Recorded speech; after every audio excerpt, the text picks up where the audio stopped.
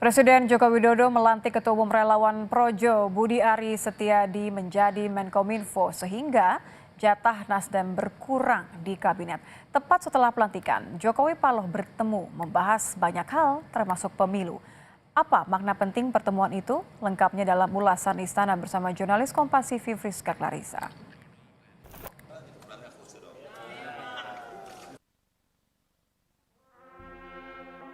Semuanya dalam tujuan akhir agar segera bekerja cepat.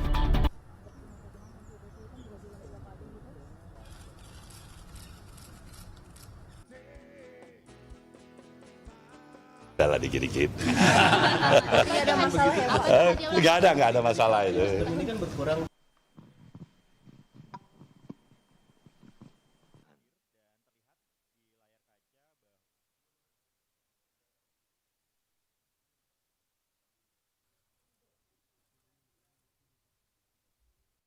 Presiden Joko Widodo mereshuffle posisi Menkominfo ditempati Budi Ari Setiadi yang juga dikenal sebagai Ketua Umum Relawan Projo. Artinya, kursi yang ditinggalkan mantan Menkominfo Joni Plate tidak lagi jadi milik Nasdem. Tampak kebetulan sehari sebelum reshuffle, Ketua Umum Nasdem Surya Paloh mengkritik revolusi mental Jokowi. Dan sore hari setelah reshuffle dilakukan, ada pertemuan empat mata antara Jokowi dan Surya Paloh di istana. Ada apa? Lengkapnya dalam ulasan Istana bersama saya, Friska Clarissa. Kerja cepat jadi pesan Presiden pada Budi Ari Setiadi setelah dilantik menjadi Menkominfo baru menggantikan mantan Sekjen Partai Nasdem Joni G. Plate yang jadi terdakwa korupsi BTS Kominfo. Itu juga yang jadi jawaban Jokowi saat ditanya mengapa bukan menteri dari Nasdem yang gantikan Plate. Kurang dari 1,5 tahun waktu tersisa, Ketua Umum Relawan Pro Jokowi Projo ini didorong untuk menuntaskan proyek BTS Kominfo sebagai salah satu prioritas. Semuanya dalam tujuan akhir agar segera bekerja cepat. Penyelesaian BTS itu harus diutamakan. Penyelesaian hukum silahkan berjalan, kita hormati proses hukum, tetapi penyelesaian BTS-nya juga harus tetap berjalan. Karena nanti menyangkut pelayanan kepada masyarakat, terutama di daerah-daerah terdepan dan tertinggal. Menkominfo pun berjanji tancap gas lakukan perintah Presiden. Ya, kami sejak pagi tadi sudah melakukan koordinasi rapat-rapat dengan seluruh pejabat di Kementerian Kominfo untuk mengidentifikasi masalah-masalah strategis terutama penugasan yang diberikan oleh Pak Presiden Joko Widodo khususnya mengenai penuntasan atau perwujudan penyelesaian pengadaan BTS yang ada di seluruh Indonesia. Yang menarik, tampak seperti kebetulan setelah reshuffle dilakukan, sore harinya Presiden Jokowi dan Ketua Umum Nasdem Surya Paloh bertemu di istana. Pertemuan empat mata itu berlangsung 1 jam menurut informasi yang kami himpun dari sejumlah petinggi Nasdem. Surya Paloh menyebut pertemuan empat mata itu berlangsung hangat membahas banyak hal. Paloh bercerita sebelum reshuffle dirinya diajak komunikasi dengan Jokowi dan tak masalah kursi di kabinet berkurang. Paloh pun membocorkan saat bertemu Jokowi bertanya soal sosok bacawa pres pendamping Anies. Paloh pun bercerita keduanya sempat santai membahas kritikan Paloh soal revolusi mental. Nah, Pak Jokowi juga tanya, siapa ini wakil presidennya nih? Saya bilang saya belum mikirin itu. Yang saya tahu itu Pak Anies itu barangkali yang urusnya. Ada obrolan dulu nggak Pak sebelum reshuffle itu ada obrolan dulu nggak Pak ke Bapak? Adalah dikit-dikit. Nggak ada masalah ya? Nggak ada masalah itu.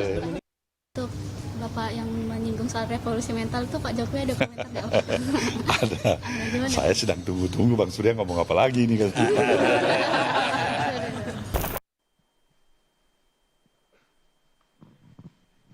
Nasdem menyebut pertemuan Jokowi punya pesan mendalam, silaturahmi tetap terajut meskipun beda sikap di Pilpres nanti. Nasdem pun menjamin 2 menteri Nasdem yang tersisa di kabinet tetap bekerja maksimal di pemerintahan Jokowi. Saya kira pesan yang paling dalam adalah silaturahmi sebuah keniscayaan. Siapapun kita, apapun posisi kita di bangsa ini, kita harus bersilaturahmi satu dan yang lain. Ya, yang pertama, baik Ibu Siti maupun Pak SYL bekerja seperti biasa. Komitmen kebangsaan kita terhadap kabinet ini, tadi Pak Burhan sudah mengatakan soft landing, yang kita bicarakan dengan perubahan untuk persatuan itu adalah 2024 ke depan. Kalau yang sekarang, Friska bisa lihat bagaimana alotnya pembahasan RUU Kesehatan. Kita tetap bersama partai koalisi. Itu baru minggu lalu kejadiannya. Jadi ini harus jeli melihat bahwa kontrak kami dengan Pak Jokowi dan Pak Maruf Amin 2024 dan kami akan selesaikan itu dengan penuh tanggung jawab. Sementara pengamat menilai pertemuan Jokowi Paloh menjadi pertemuan mahal karena mampu mencairkan kebekuan sejak Nasdem memutuskan berbeda haluan di pemilihan presiden 2024.